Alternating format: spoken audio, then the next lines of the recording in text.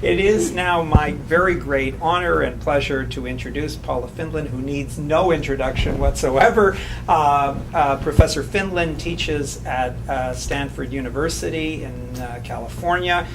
She's the author of numerous studies on both material aspects and general history of the Italian Renaissance.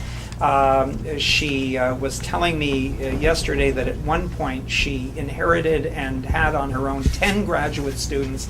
Now she only has 7 graduate students. So she is, in addition to her own accomplishments, the I don't know what term to use. I don't want to say progenitor, but the Doctor Fatel or Doctor Matel of the field to come, and so forth and so on. Dr. Findlin, thank you.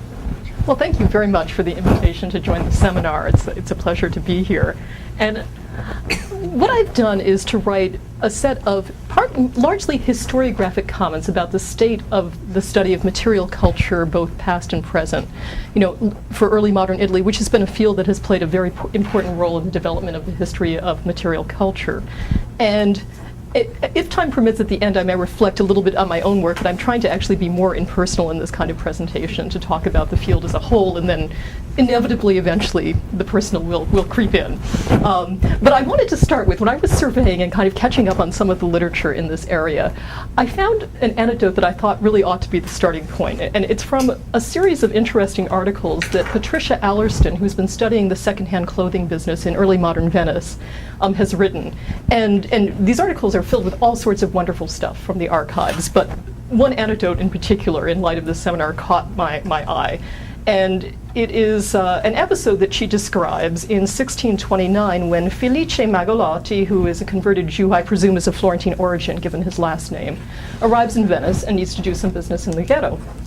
And at the edge of the ghetto, he stops and he rents a hat, leaving his black hat there as he takes the red hat in.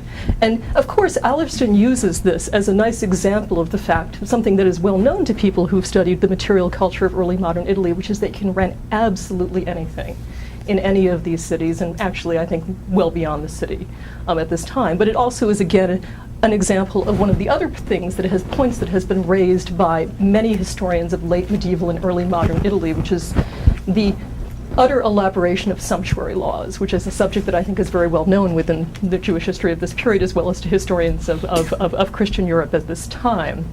And I think, again, it's a nice example of the way in which the level of attention to the materiality of things is something that we need to attend to, and have been attending to more and more, I think, in this field over the past few decades, as historians and art historians have both expanded their interest, moving only from texts, or in the case of art historians, paintings, to a much wider array of objects, what used to be called the decorative arts, that neither history or art history wanted to touch, which left it to people in museums, is now the subject of a very fruitful dialogue among all 3 of these different groups. And again, as a kind of just starting point on some of the bibliography that I think is quite interesting right now, I want to bring to your attention 2 projects that have just been brought to culmination in the past year or so.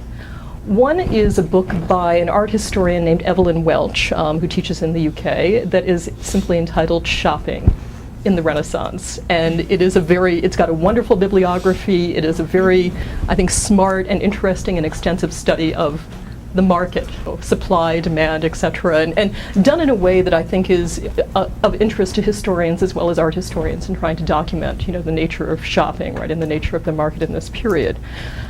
And Evelyn Welch is also one of the key participants in a British project that is a multinational project called the Material Renaissance, that I think is slowly bringing to culmination a series of publications